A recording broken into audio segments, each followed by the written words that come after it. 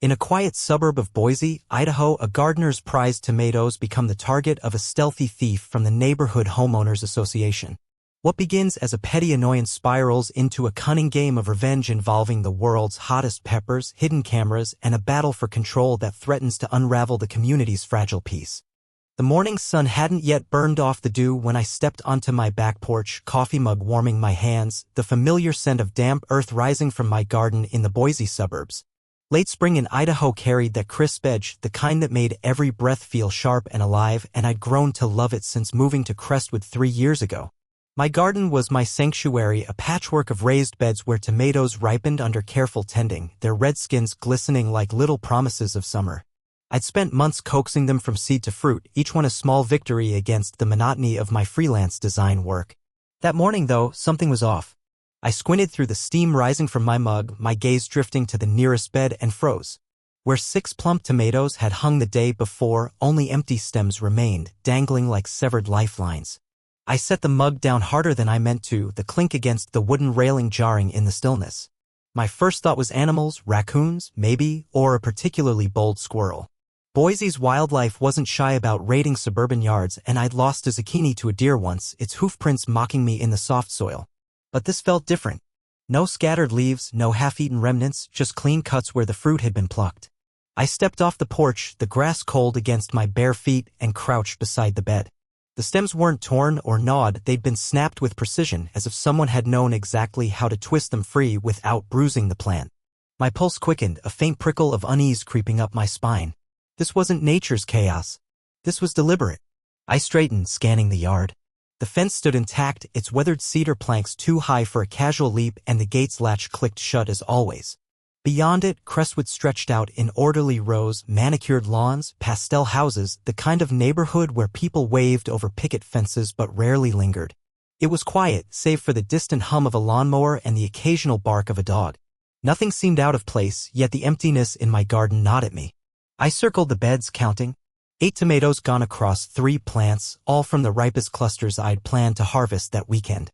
The loss stung more than it should have. Those tomatoes were more than food, they were hours of sunlight and sweat, a tether to something real amid deadlines and pixelated screens. I tried to shake it off, retreating inside to refill my coffee, convincing myself it was a fluke. Maybe a neighbor's kid, dared by friends, had hopped the fence for a quick thrill.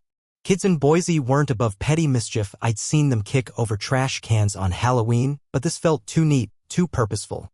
The day passed in a blur of client emails and half-finished designs, but my mind kept drifting back to those empty stems. By evening, I was out there again, flashlight in hand, inspecting every inch of the yard. The beam caught a faint indentation in the soil near the fence, a shallow curve that could have been a shoe's edge, though the grass had already sprung back to blur it. I knelt, tracing it with my fingers, the dirt cool and crumbly. It wasn't much, but it was enough to tip my suspicion from animals to something or someone else. Sleep didn't come easy that night. I lay awake, the ceiling fan's hum doing little to drown out the questions spinning in my head. If it was a person, why my tomatoes? Crestwood wasn't the kind of place where people stole for need. The grocery store was 10 minutes away, and most yards here boasted their own gardens. It felt personal, a quiet jab at my pride, though I couldn't pin down why. The next morning, I was up before dawn, pulling on a flannel shirt and boots, determined to catch the culprit in the act. I stationed myself by the kitchen window, the one with a clear view of the garden, and waited. The sky lightened from gray to gold, birds chirping as the neighborhood stirred, but nothing moved near my beds. Disappointed, I stepped outside anyway, hoping for fresh clues. That's when I saw it, a single twig near the gate, snapped clean in half, its jagged end still damp with sap. It hadn't been there yesterday. My chest tightened. Someone had been here again, and not just passing through. I checked the plants, dreading what I'd find. 2 more tomatoes missing, plucked from a cluster I'd been eyeing for a salad. The precision was maddening, no mess, no footprints this time, just the absence staring back at me. I raked my hands through my hair, frustration boiling beneath my skin. This wasn't random anymore, it was a pattern, a taunt. I paced the yard, my boots sinking into the soft earth, trying to piece it together. The snapped twig suggested haste, maybe a stumble in the dark, but the theft itself was too clean for panic. Whoever it was knew my garden, knew which fruits were ready, and knew how to slip away unseen. I spent the rest of the day distracted, my work suffering as I replayed every detail. The footprint, the twig, the missing tomatoes, they formed a puzzle I couldn't solve from behind a screen. By afternoon, I was back outside, rigging a makeshift deterrent, a string of old bells tied to the gate, their faint jingle a warning I hoped would scare off the intruder. It wasn't much, but it felt like reclaiming some control. As the sun dipped below the horizon, casting long shadows across Crestwood, I settled into a chair on the porch, pretending to sketch but really watching. The neighborhood settled into its usual rhythm, cars pulling into driveways, lights flickering on in windows, but my eyes stayed fixed on the garden, waiting for movement. Hours passed, the air growing cooler, my coffee long gone cold. I was about to call it quits when something shifted near the fence. Not a sound, not yet, just a flicker in my peripheral vision, a shape too tall for a raccoon, too cautious for a kid. I held my breath, leaning forward, the sketch pad slipping from my lap. The bells stayed silent, but the figure lingered, a silhouette against the dim streetlight glow. My heart thudded, loud enough to drown out the crickets. I couldn't make out details, just a long coat, maybe, and a slow, deliberate turn of the head as if scanning the yard. Then it was gone, melting into the shadows before I could blink. I didn't move for a long moment, adrenaline buzzing through me. When I finally stood, my legs felt unsteady, but I forced myself toward the fence. The bells hung undisturbed, the gate still latched, but the air carried a faint whiff of lavender, sharp and out of place amid the earthy scent of my garden. I knew that smell. My mind raced back to HOA meetings, to clipped footsteps and pastel blazers, to Marjorie Vance, president of the Crestwood Homeowners Association, enforcer of every petty rule, and the last person I'd expect to skulk around my yard. She'd been here before, inspecting my garden with a critical eye, her voice sharp in memory as she'd lectured me about uneven mulch and aesthetic standards. But stealing? It didn't fit, yet there she was, or had been, standing just beyond my fence, her gaze locked on my tomatoes. I stepped back, the realization settling like a stone in my gut. Marjorie, with her manicured nails and HOA clipboard, wasn't just a nuisance, she was a suspect. The night stretched on, Boise's quiet hum unbroken, but my garden felt different now, less a refuge and more a battlefield. I didn't know why she'd do it or how far she'd go, but one thing was clear, this wasn't over.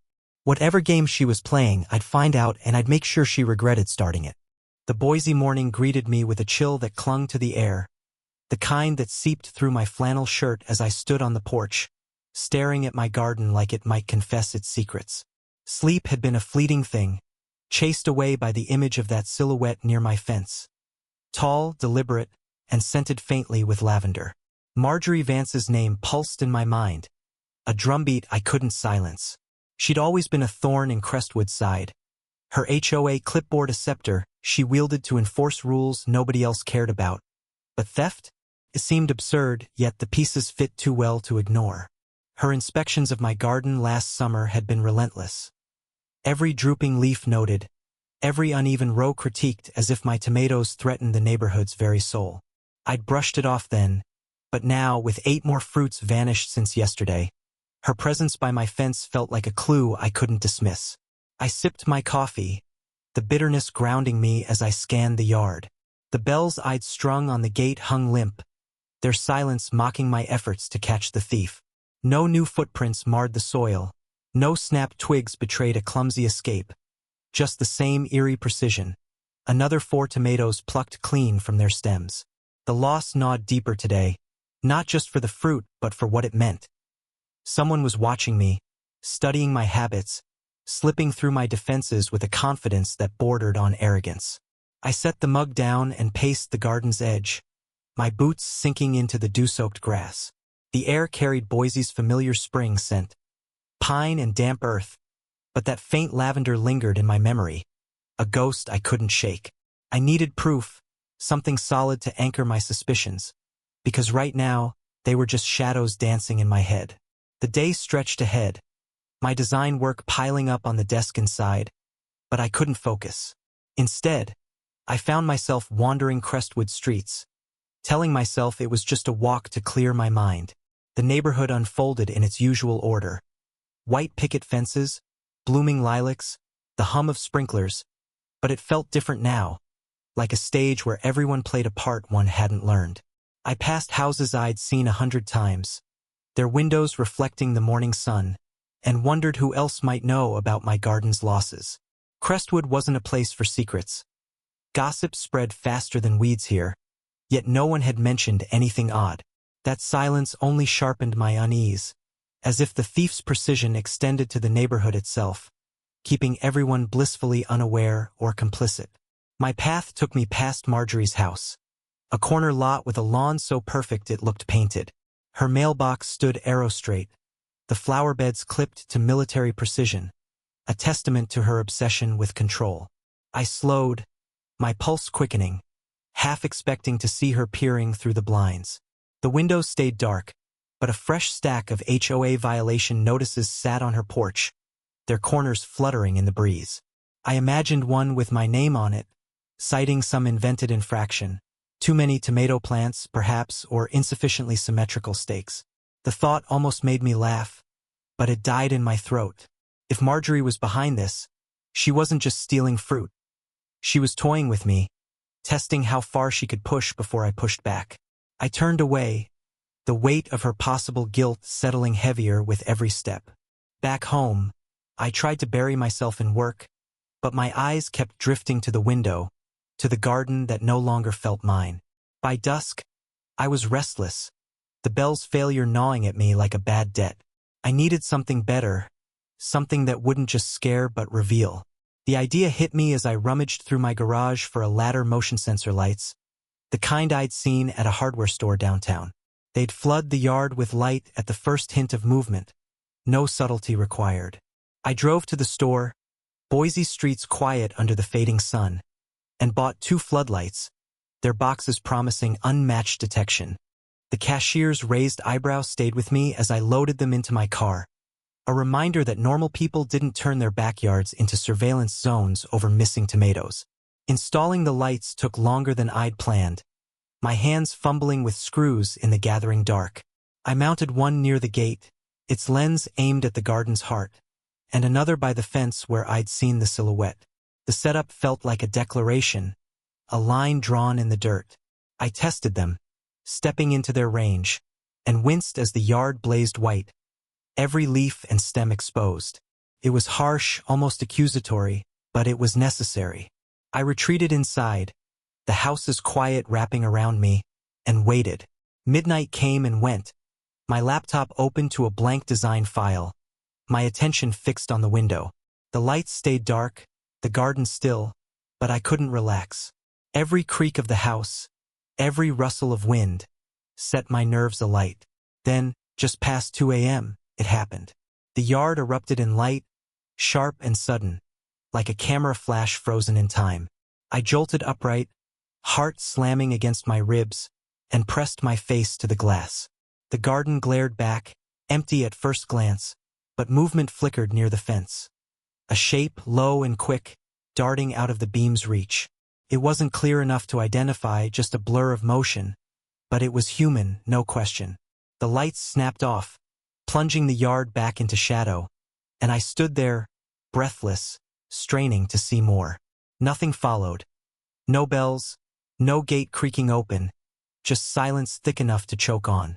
I grabbed a flashlight and stepped outside, the air cold against my skin, and swept the beam across the beds. 2 more tomatoes gone, their stems bare, but something new caught my eye. A single glove, black and leather, half buried in the mulch. I knelt, my flashlight trembling in my grip, and studied it. The glove was small, well-worn, its stitching frayed but intact. It didn't belong to me, and it didn't scream gardener either, too formal, too deliberate for a casual thief. My mind flashed to Marjorie again, to her manicured hands, but I couldn't picture her in something so plain. Still, it was evidence, the first real piece of the puzzle, and it burned in my hand as I carried it inside. I locked the door behind me, the glove on the kitchen counter like a trophy and a warning. Sleep was out of the question now. I spent the rest of the night pacing, turning the mystery over in my head. The glove, the lavender, the silhouette, they pointed to Marjorie, but not cleanly. She was too careful for mistakes like this. Wasn't she? By dawn, I was drained but resolute. The lights had done their job, but they weren't enough. I needed to see the thief's face to know for sure.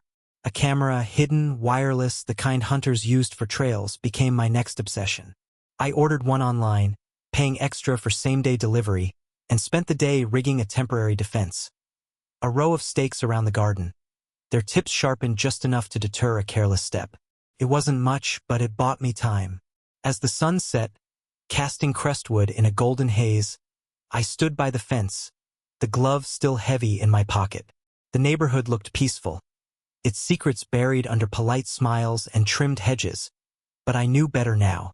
Someone was out there, watching my garden as closely as I watched it, and Marjorie's name hung over it all, a shadow I couldn't shake. The camera would arrive tomorrow, and with it, answers, or so I hoped. Until then, every rustle in the dark would feel like a challenge, and I wasn't about to back down. The camera arrived just as Boise's midday sun peaked, its heat pressing down on Crestwood like a weight I couldn't shake. I'd barely slept, the glove from the night before sitting on my kitchen counter, its leather surface taunting me with questions I couldn't answer. The delivery box felt heavier than it should have, a small black device promising clarity where my floodlights had failed.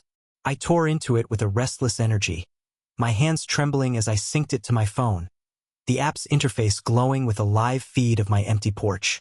The garden waited beyond, its bare stems a silent accusation, and I knew this was my last chance to catch the thief, or prove Marjorie Vance was the shadow I'd seen.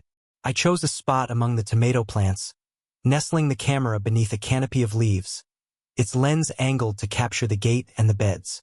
The setup took hours, my fingers stained with dirt, every adjustment fueled by a mix of dread and determination. By dusk, it was ready, a hidden eye in the night. I barely touched my work that day, my laptop forgotten as I hovered near my phone, the live feed a constant companion. The garden stayed still, Boise's evenings settling in with a quiet that felt deceptive, like the calm before a storm. I paced the kitchen, the glove's faint leather scent mingling with coffee I'd brewed too strong, my mind replaying every moment since the thefts began. The footprint, the twig, the silhouette. Each clue pointed to Marjorie, her lavender perfume a thread tying it all together. I'd seen her at HOA meetings, her posture rigid, her eyes scanning for flaws, and I'd felt her disdain for my garden's casual sprawl. But stealing? It was a leap, one I couldn't make without proof. The camera's red light blinked in my mind, a promise that tonight would end the guessing. Midnight came, the neighborhood hushed, and I sat in the dark, the phone's glow casting shadows across my face. The feed showed nothing at first, just leaves swaying in a gentle breeze, the gate's outline steady against the fence. My eyes burned from staring, but I couldn't look away.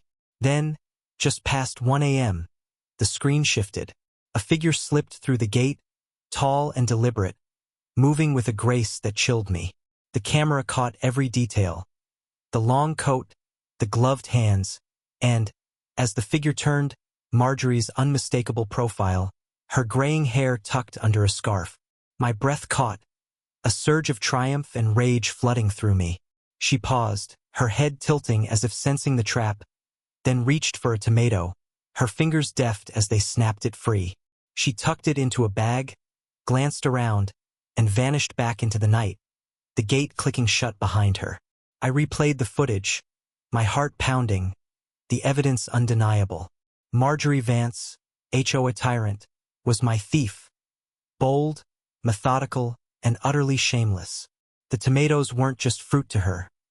They were trophies, a way to assert control over me, over Crestwood. I watched her steal again and again, each frame fueling a fire I hadn't known I could feel. Anger burned away my exhaustion, leaving something sharper in its place. A need not just to stop her, but to make her pay. I paced the house, the glove clenched in my fist, my mind racing for a plan. Confronting her wouldn't work. She'd deny it, twist it with HOA rules until I was the villain. No, this called for something subtler, something she'd never see coming. The idea struck the next morning, sparked by a chance errand to a Boise nursery downtown. I'd gone for steaks to reinforce my defenses, but a display near the checkout caught my eye.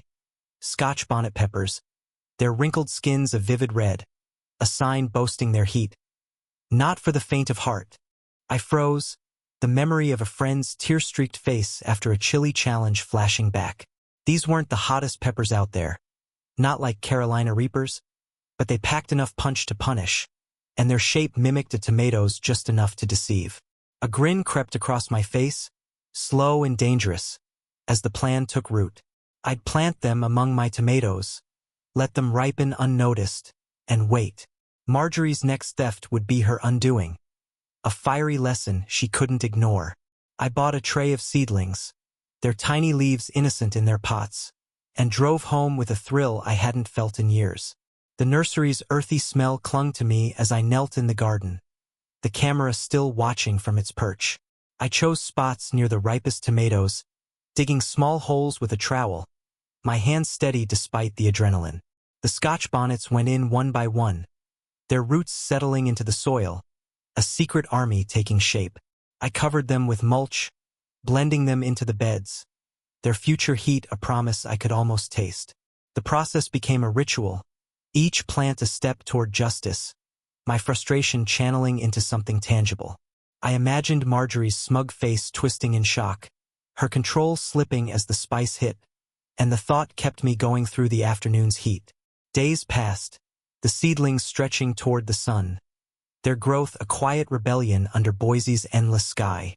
I tended them with a care I'd never given my tomatoes, watering them at dusk, shielding them from prying eyes. Crestwood went about its business.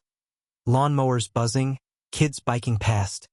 But my garden felt alive with purpose now, a battlefield disguised as a hobby. I checked the camera nightly, half hoping Marjorie would strike again, half dreading she'd sense the shift. She didn't come, not yet, but the footage showed other visitors. Squirrels, a stray cat, none bold enough to touch the plants.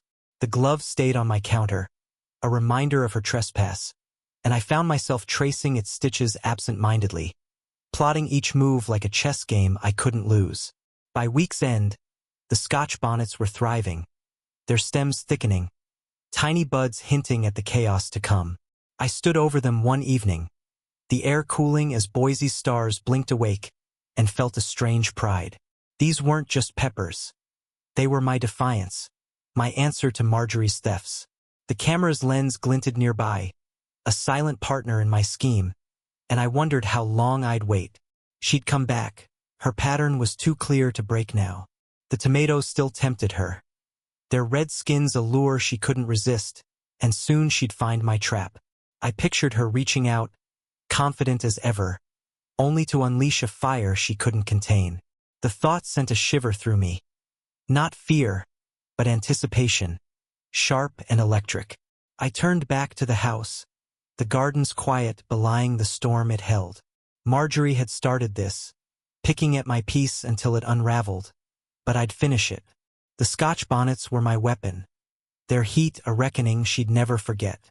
Crestwood slept on, its secrets buried in trimmed lawns and closed curtains, but my corner of it simmered with something new.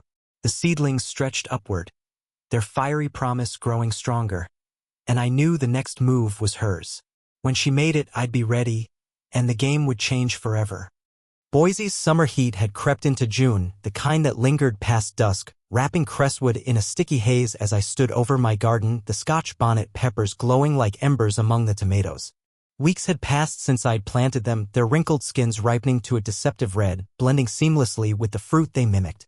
The camera hummed quietly in its leafy hideout, my constant vigil now a ritual, each night spent watching the feed, waiting for Marjorie Vance to take the bait. She'd stayed away too long, her absence a taunt that frayed my nerves, but I knew her pattern.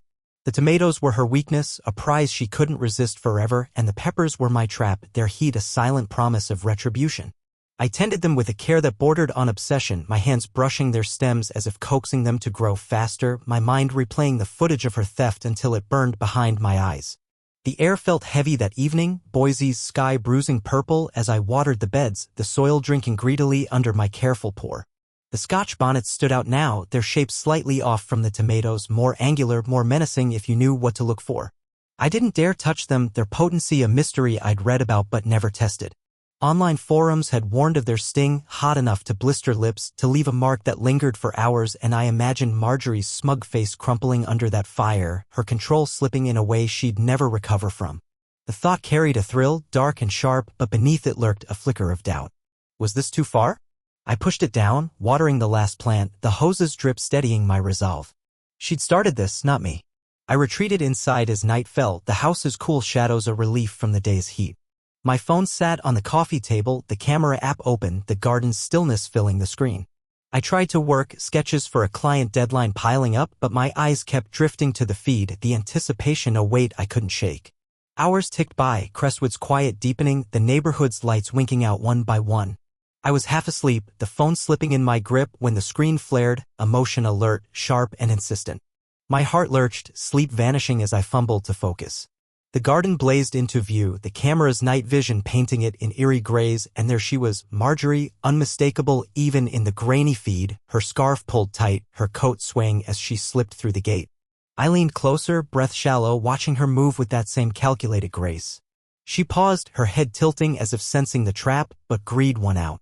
Her gloved hand reached for a cluster near the fence, hovering over a tomato before settling on a Scotch bonnet, instead its red skin gleaming under the moonlight. My pulse raced, a mix of triumph and dread surging through me as she plucked it free, the snap of the stem loud in my mind even through the silent feed. She turned it in her hand, inspecting it briefly, then tucked it into her bag, her movements quick and confident. I waited, expecting her to leave, but she lingered, reaching for another, a real tomato this time, before slipping back into the night, the gate's latch clicking shut behind her. I exhaled, shaky and exhilarated, the trap sprung but not yet complete. She'd taken the pepper home, out of my sight, and I cursed the camera's limits. I needed to see it to witness the moment it hit her. I replayed the footage, her theft a loop I couldn't stop watching, my imagination filling the gaps. Had she bitten into it yet? Was she alone, smugly slicing her stolen prize, or would she save it for later, oblivious to the fire waiting inside? I paced the living room, the glove from weeks ago still on the counter, its presence a reminder of how personal this had become. Sleep was impossible now. I stayed up, refreshing the feed, half hoping she'd return in a panic, though I knew she wouldn't. Morning broke over Boise, the sun harsh against my tired eyes, and I stepped outside to check the garden. The missing pepper left a gap in the bed, a small victory that felt hollow without proof of its impact. I was about to turn back when a sound stopped me, a car door slamming, too close, too deliberate. I glanced down the street, Crestwood waking slowly, and saw Marjorie's house, her driveway empty but her front door ajar. A flush crept up my neck, the possibility of her reaction so near yet unseen driving me restless. I retreated inside, the day dragging as I waited for signs, anything to confirm the trap had worked. By afternoon, whispers reached me, carried on the breeze as neighbors lingered longer than usual, their glances darting toward her place. Something had happened, I could feel it in the air, thick with curiosity and muffled laughter. Night fell again, and I checked the feed, the garden untouched, the remaining Scotch bonnets gleaming like warnings. I was about to close the app when my mailbox clattered, a sound too loud for the hour. I stepped outside, the air cool against my skin, and found an envelope, stiff, official, stamped with the Crestwood HOA logo. My stomach twisted as I tore it open, the words inside sharp and formal, a notice citing unapproved plantings and potential hazards, demanding an explanation at the next meeting. Marjorie's hand was all over it, her meticulous fury leaping off the page, but something else lingered beneath the text, a haste, a tremor in the phrasing that wasn't like her. I clutched the paper, my mind racing back to the pepper, to the bag she'd carried away. Had she tasted it? Had it burned her enough to strike back this fast? I stood there, the neighborhood dark around me, the notice crumpling in my fist. The trap had sprung, that much was clear, but not how I'd pictured it. I'd expected chaos, her running through Crestwood, undone by the heat, her theft exposed for all to see. Instead, she'd retreated, regrouping with a weapon I hadn't anticipated. Her HOA power turned against me with a precision that rivaled my own. The Scotch bonnets had hit their mark, I was sure of it, but the victory tasted bitter, overshadowed by the fight I knew was coming. I glanced at the garden, its quiet belying the storm it had unleashed, and felt a chill that had nothing to do with Boise's night air. Marjorie wasn't finished, she was just beginning, and whatever came next would be fiercer than I'd planned for. The peppers had ignited something, and there was no turning back now. Boise's summer thickened as July crept in, the air heavy with heat that pressed against my skin as I stood on my porch, the crumpled HOA notice still a weight in my memory days after it arrived. Marjorie Vance had struck back faster than I'd expected, her accusation of hazardous plantings a clear sign the Scotch bonnet had found its mark. I could almost picture her, lips blistered, eyes streaming, her pristine kitchen a battlefield of spice and regret, but she'd hidden the fallout well, cloaking her humiliation in bureaucratic fury. The garden stretched before me, its remaining peppers and tomatoes a taunting reminder of the war I'd started, their quiet beauty masking the chaos they'd unleashed. Crestwood buzzed with whispers now, neighbors casting sidelong glances my way, their curiosity a silent pressure I couldn't escape. I'd won a battle, but Marjorie's retaliation promised a fight I wasn't sure I could win. The notice demanded my presence at an HOA meeting in 3 days, a summons I couldn't ignore. I spent the morning pacing my house, the camera footage of Marjorie's theft replaying in my mind, her gloved hands snatching my fruit with a confidence that now felt like a dare. The Scotch bonnets had hurt her, I was certain of it, but not enough to stop her. She'd turned my trap into ammunition, twisting it to paint me as the threat, and the thought gnawed at me, a splinter I couldn't pull free. I needed more than evidence now. I needed a weapon she couldn't counter, something to shift the balance before she crushed me under her rules. The idea simmered as I tended the garden, my hands brushing the peppers' wrinkled skins, their heat a promise I hadn't fully tapped. One trap wasn't enough, Marjorie demanded a reckoning. The meeting loomed closer, and I drove downtown to Boise's community center that evening, the notice tucked in my pocket like a loaded gun. The room hummed with tension as I slipped inside, Crestwood's residents filling the folding chairs, their murmurs a low drone under the fluorescent lights. Marjorie sat at the front, her posture rigid, her pastel blazer a shield against the whispers I knew followed her. I stayed near the back, my pulse quickening as she rose, her hand smoothing the table's edge with a calm that belied the fire I'd sparked. She spoke of safety, of community standards, her words sharp and rehearsed, accusing me of endangering the neighborhood with toxic plants. The Scotch bonnets became her proof, their heat twisted into a crime, and I felt the room shift, some nodding, others frowning, the air thick with division. I clutched the footage on my phone, ready to fight, but held back, sensing her trap. She wanted me to react, to give her more to wield. I left the meeting unsettled, the night air cool against my flushed skin as I walked Boise's quiet streets back to my car. Marjorie's allies had rallied, their loyalty a wall I couldn't breach with just a video. The garden wasn't safe anymore, she'd watch it closer now, her HOA power a net tightening around me. I needed something new, something beyond her reach. The thought took root as I passed a hardware store, its windows dark but its gardening section vivid in my memory. Peppers hotter than Scotch bonnets existed, ghost peppers, reapers, hybrids bred for punishment, and I could grow them, hide them, turn her next move into her downfall. The plan crystallized, reckless and bold, and I drove home with a fire I hadn't felt since the thefts began. The next morning, I slipped into Crestwood's edges, avoiding Marjorie's prying eyes. A neighbor 2 streets over, Carl, had a shed he rarely used, its weathered wood tucked behind a row of pines. I'd helped him with a design project once, a favor he'd never repaid, and I banked on that now. His yard was empty as I approached, the shed's door creaking under my touch, its interior a clutter of tools and dust. It was perfect, small, hidden, a bunker for my next strike. I spent the day clearing it, my hands raw from hauling junk, my mind racing with possibilities.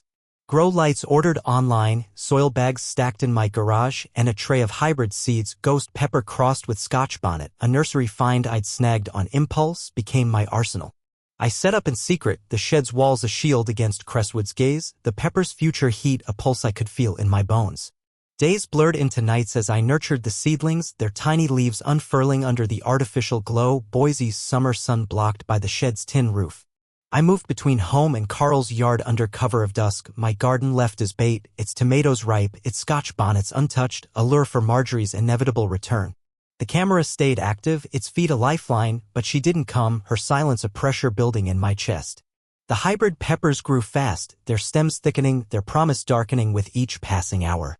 I researched their potency online, forums warning of gloves and masks, of heat that could sear through skin, and I wondered what I'd unleashed. This wasn't just revenge anymore, it was escalation, a line I couldn't uncross, and the thought sent a shiver through me, equal parts fear and exhilaration. The HOA meeting arrived, Boise's heat unrelenting as I walked to the community center, the hybrid peppers still hidden, their first buds forming in the shed. Marjorie's notice had promised a reckoning, and I carried the footage, my only defense, though I knew it wouldn't be enough. The room felt smaller this time, the air charged with anticipation, her allies sharper in their glares. She stood again, her voice steady, accusing me of defiance, of threatening Crestwood's harmony with my reckless gardening. The Scotch bonnet incident hung unspoken, a wound she wouldn't name, and I felt the weight of her strategy turn me into the villain, bury my proof under her narrative. I stayed silent, my hands clenched, the hybrid's power a secret burning in my mind. The meeting ended with no verdict, just a promise of further review, and I left, the night swallowing me whole. Back at the shed, I checked the peppers, their buds swelling, a deep red creeping into their tips. They were ready, too ready, their heat a force I couldn't test without risking myself. I harvested a handful, my fingers trembling as I sealed them in a bag, their scent faint but menacing through the plastic. Boise slept around me, Crestwood's quiet ally, and I stood in the shed's dim light, the peppers heavy in my hand. Marjorie's next move was coming, I could feel it, a storm gathering beyond my fence, and these hybrids were my answer, a fire she couldn't extinguish. The garden waited, the camera watched, and I braced myself, knowing the reckoning was close. What I'd sown was growing beyond my control, and the harvest would burn us both. Boise's July heat peaked as the day of the final HOA meeting dawned, the air thick and restless, pressing against my skin as I stood in Carl's shed, the hybrid peppers gleaming under the grow lights like tiny, malevolent jewels. Their deep red-orange hue had matured overnight, their skins taut with a heat I could almost feel through the bag I'd sealed them in, a harvest born of weeks of secrecy and spite. Marjorie Vance's latest notice, accusing me of operating an unapproved agricultural hazard, burned in my pocket, her words a gauntlet I couldn't ignore. The garden at home lay quiet, its Scotch bonnets and tomatoes a decoy, while these hybrids, bred from ghost peppers and Scotch bonnets, waited in the shadows, their potency a gamble I'd staked everything on. Crestwood Street simmered with tension as I slipped out, the bag tucked under my arm, my pulse a steady drumbeat of anticipation and dread. The walk to the community center felt longer than usual, Boise's sun scorching the pavement, the neighborhood's usual calm fractured by whispers and sidelong glances. I'd seen the signs all week, neighbors lingering near my fence, their curiosity sharpening into something harder, a divide Marjorie had carved with her accusations. The hybrid peppers weighed heavy in my grip, their purpose clear, not just to defend myself, but to end this, to turn her own game against her in a way she couldn't twist. The meeting hall loomed ahead, its brick facade unassuming, but inside I knew waited a reckoning. I stepped through the doors, the air cool and stale, the room packed with Crestwood's residents, their eyes darting between me and the front where Marjorie sat, her pastel blazer crisp, her posture a fortress of control. I took a seat near the back, the bag hidden beneath my chair, its contents a secret pulsing in my chest. The meeting began with the usual drone of minutes and budgets, but the undercurrent was electric, every shift in the crowd a signal of the storm to come. Marjorie rose, her movements deliberate, her hands smoothing the table as if steadying herself for battle. She launched into her case, my garden a threat, my peppers a violation, my defiance a stain on Crestwood's harmony. The Scotch bonnet incident hovered unspoken, a wound she masked with vague warnings of toxic cultivation, her accusations painting me as a reckless outlier. I felt the room tilt, her allies nodding, their loyalty a wall I'd struggled to breach while others frowned, their doubt a fragile thread I clung to. The hybrid peppers burned in my mind, a counterstrike she couldn't predict. I stood when my turn came, my legs steady despite the adrenaline flooding me, and pulled the bag into view, setting it on the table with a thud that echoed in the silence. The crowd leaned forward, a collective breath held as I unzipped it, revealing the hybrids, small, vivid, their wrinkled skins a silent dare. I didn't need words, their presence spoke, a challenge to Marjorie's narrative, a proof of my resolve. She faltered, her composure slipping for a fraction of a second, her eyes narrowing as she registered the threat. I stepped back, letting the peppers sit, their heat a specter between us, and watched her scramble to regain control. She accused me of escalation, of endangering the room itself, her voice rising with a desperation I hadn't expected. The crowd murmured, some recoiling, others leaning closer, the divide deepening as Boise's quiet suburb teetered on chaos. The turning point came unexpectedly, a ripple in the tension I hadn't foreseen. Linda, the HOA secretary, a quiet woman who'd always faded into Marjorie's shadow, stood abruptly, her hands trembling as she faced the room. I froze, my breath catching, as she stepped forward, her presence a shock after months of silence. She didn't look at me, her gaze fixed on Marjorie, and I sensed the weight of what she carried. She'd seen something I realized weeks ago, maybe longer, and kept it buried until now. Her testimony unfolded in my mind's eye, unspoken but vivid, Marjorie creeping into my garden, her gloved hands stealing tomatoes under moonlight, her theft a secret Linda had witnessed and held. The room shifted, gasps rippling through the crowd, Marjorie's face draining of color as her authority cracked. I watched, stunned, as Linda's quiet courage dismantled Marjorie's facade, her betrayal a knife Marjorie couldn't parry. The hybrids sat untouched, their threat unnecessary now, their power eclipsed by a truth I hadn't needed to force. Marjorie stumbled, her rebuttal weak, her allies faltering as the crowd turned, their murmurs swelling into a tide of disbelief. The board called a recess, their faces grim, and I stood there, the bag in my hands, a victory I hadn't planned unfolding around me. Marjorie fled the room, her blazer trailing behind her like a fallen flag, and I felt the weight lift, though not fully. Her retreat was too sudden, too incomplete, a promise of something still brewing. Night fell over Boise as I walked home, the hybrid peppers still with me, their heat a reminder of how close I'd come to unleashing them. Crestwood's streets were quiet, but the air carried a new charge. Neighbors lingered on porches, their glances softer now, a nod here, a wave there.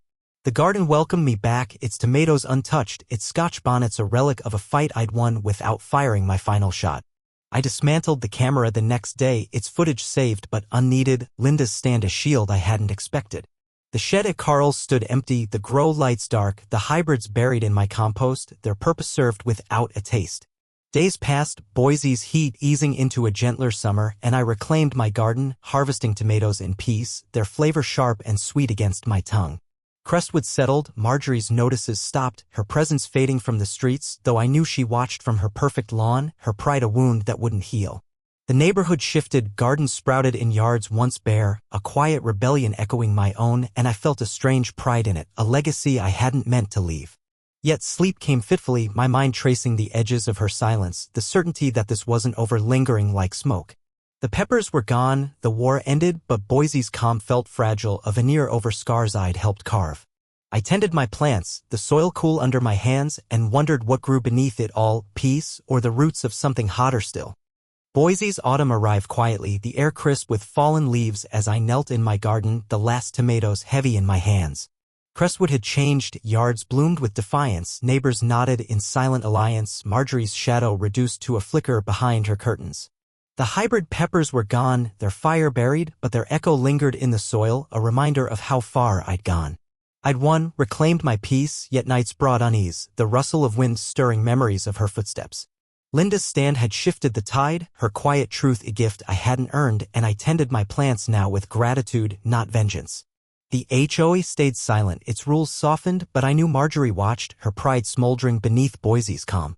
I stood, the harvest basket full, and glanced at her house, its perfection a mask. The war was over, or paused, and I savored the stillness, wondering if the next seed would grow in peace or flame.